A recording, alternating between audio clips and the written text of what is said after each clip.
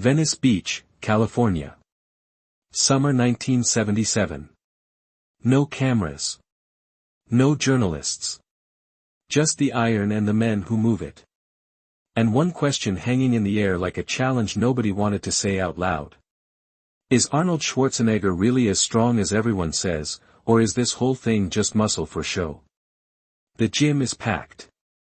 Maybe 50 serious lifters. Tournament powerlifters line the walls, arms crossed, faces skeptical. Bodybuilders who've built careers from dedication and discipline. Athletes who worship strength like religion.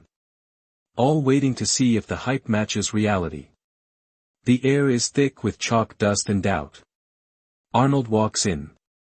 6 feet 2 inches, 235 pounds of muscle that doesn't quite seem real under fluorescent lights. Moving smooth and confident, like he's not subject to the same gravity as everyone else. He's fresh off his 6th Mr. Olympia win. The most dominant bodybuilder who ever lived. But this crowd doesn't care about stage poses. They care about real strength. Wilt Chamberlain stands near the squat rack. 7 feet 1 inch. 275 pounds. The most dominant athlete in basketball history. Scored 100 points in a single game.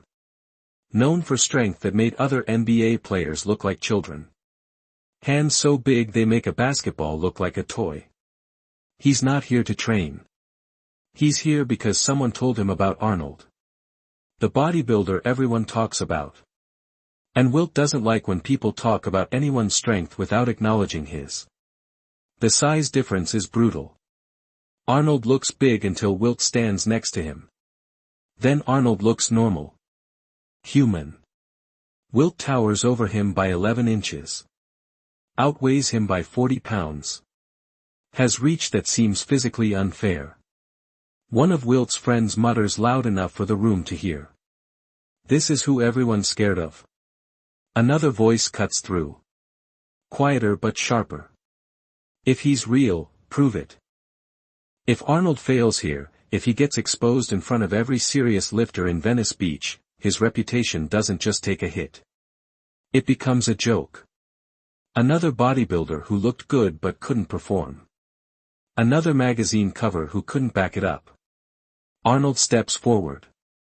Calm as glass. Still water.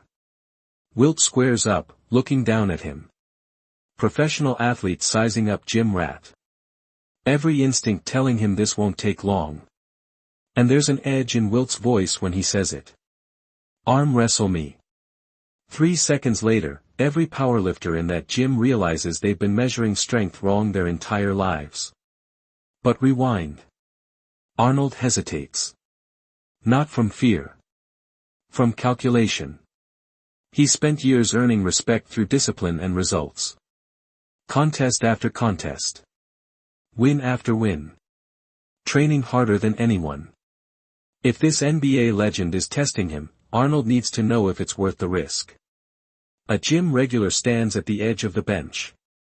2 coaches from rival training programs watch with crossed arms, faces skeptical. Arnold doesn't flinch. Hands loose at his sides.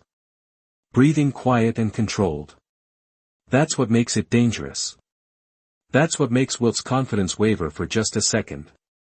They move to a flat bench. Someone wipes it down. The gym goes silent. Nobody training anymore. Just watching. Wilt sits on one side. Arnold on the other. They position elbows.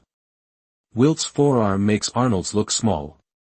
His hand completely engulfs Arnold's when they grip. A powerlifter steps forward to referee. On 3. 1, 2, 3. Wilt explodes with pressure. Immediate.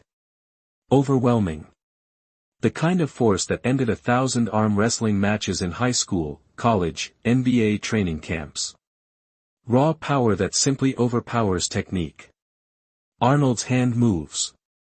3 inches toward the table. The gym leans forward. This is going exactly how everyone expected. Then something changes. Arnold's face transforms. The calm shatters. Replaced by something focused. Almost violent. His entire body engages. 1. Arnold's shoulder drops. His torso rotates. His body weight shifts into the leverage point. Physics and anatomy working together. 2.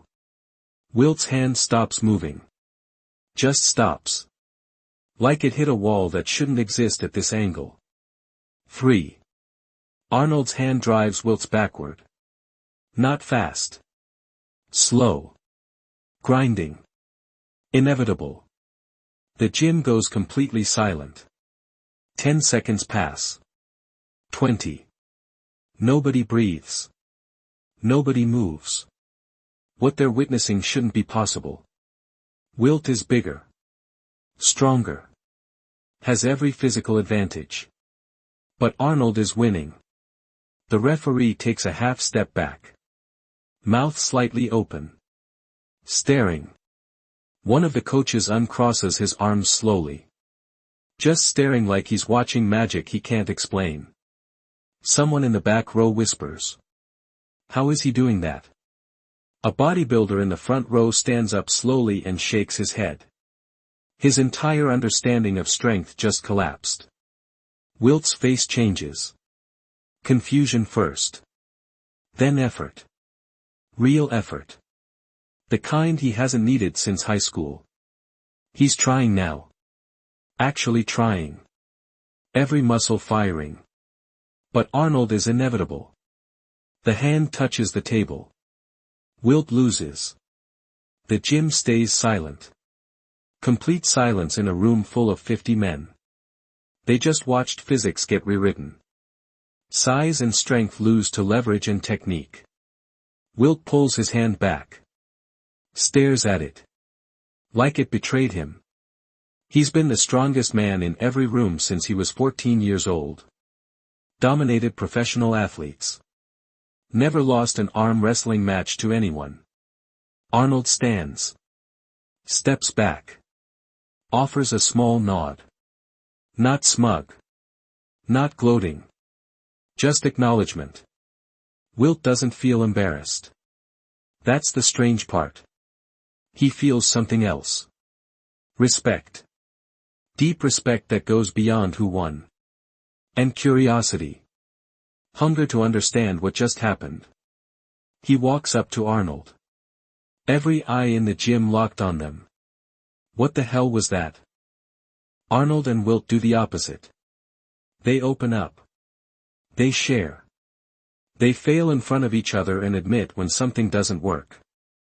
One afternoon they're doing Arnold's leg routine. Wilt's never trained legs like this. Arnold shows him how to target specific muscle groups. How to feel the contraction. Wilt's legs burn in ways they never have. This is different, he admits. That's because you're learning to control the muscle, not just use it, Arnold explains. Another day, Wilt has Arnold on the basketball court. Running suicides. Box jumps. Arnold's gasping after 3 minutes.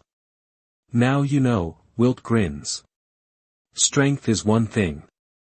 But can you maintain it for 48 minutes? They drill it until Arnold's conditioning improves. Between sets they talk. About pressure. About being the best. You ever just want to stop? Wilt asks one day.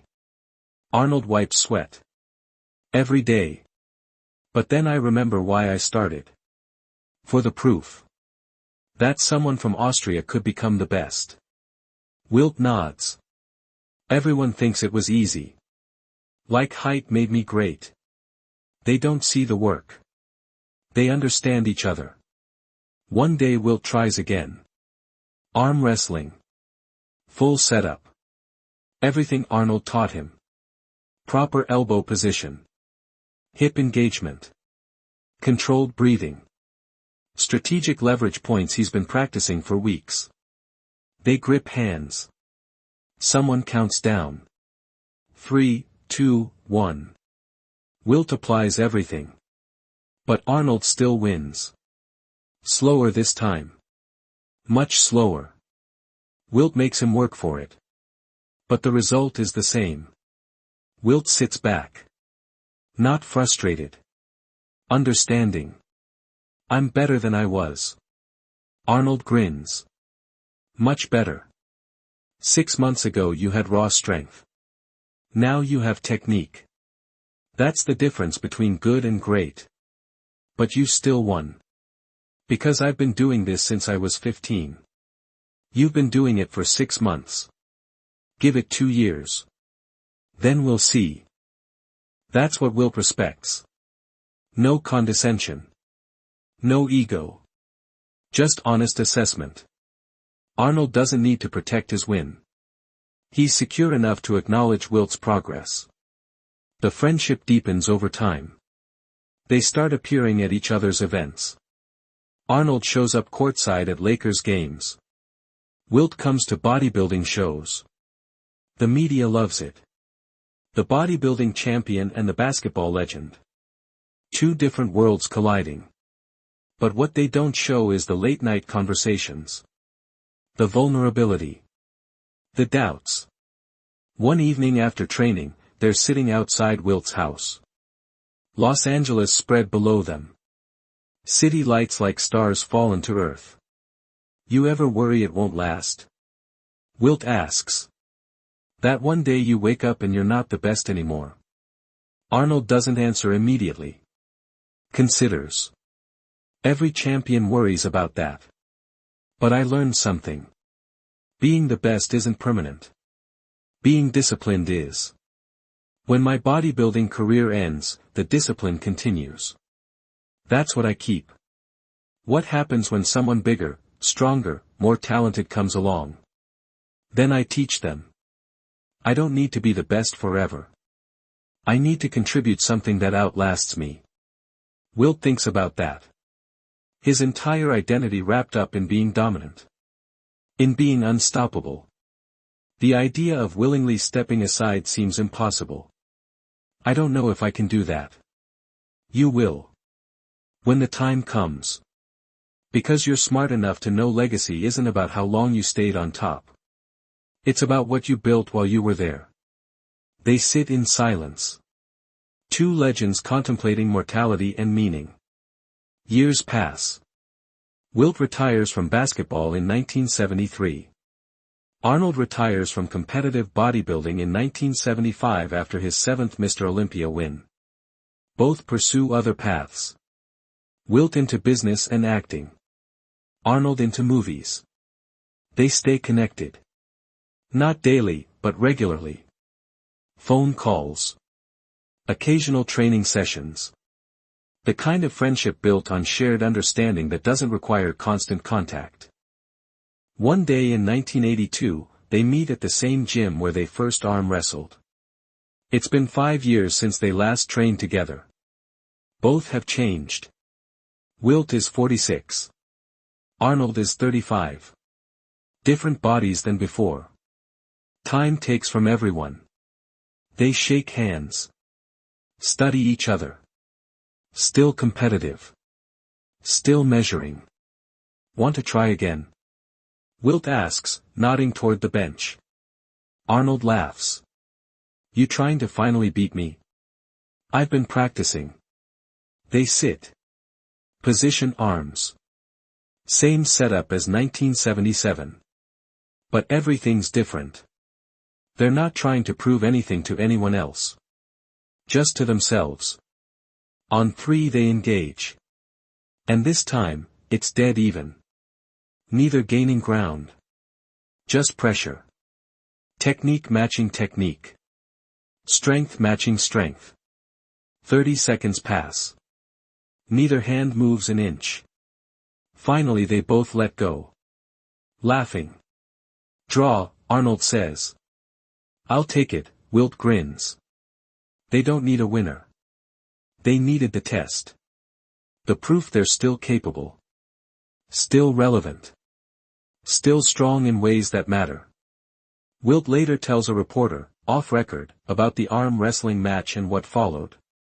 Arnold's not the strongest man I've met. But he's the smartest strong man. That's more dangerous. That's more valuable. The reporter asks what he means. Most strong guys rely on strength. When that fails, they have nothing. Arnold built a system. Leverage, mechanics, psychology.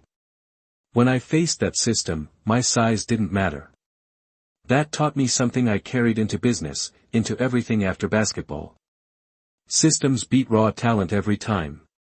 Here's what that moment in 1977 taught both of them. What 3 seconds of arm wrestling and 5 years of friendship proved to the world. Strength without intelligence is just mass moving through space. It's impressive until it meets someone who understands physics. Intelligence without strength is just theory written in notebooks. It sounds good but can't move weight. But combine them. Apply knowledge to power. That's unstoppable. That's evolution. Wilt had the genetics. The size that can't be taught. The athletic history built from childhood dominance. Every physical advantage you could want.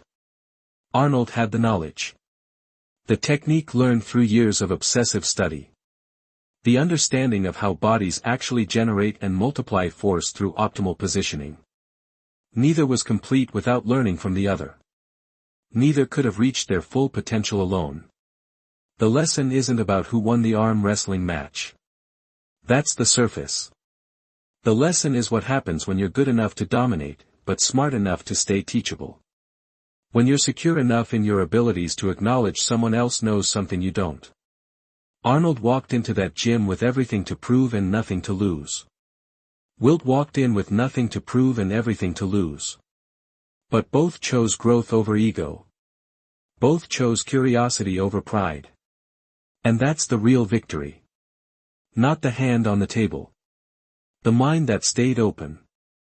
So here's the question worth asking. And it's more specific than strength versus size. More personal than technique versus talent. When someone shows you a method you've never considered, when they accomplish something you thought impossible using principles you didn't know existed, when they beat you at something you thought you'd mastered using half your physical advantages, do you defend your ego or do you say, teach me? Do you protect what you've already built, or do you risk it for something greater? Do you stay comfortable in the knowledge you have, or do you admit there are entire systems you haven't learned yet? Arnold proved his strength that day. Showed everyone that bodybuilders aren't just for show. That aesthetic muscle can generate real force when applied intelligently. But Wilt proved something bigger. He proved that true greatness isn't just about being the best. It's about being willing to be a student again. Even when you're already a legend. Even when you're already the most dominant athlete in your sport's history. Even when asking, teach me, means admitting you don't know everything. Which one changed everything?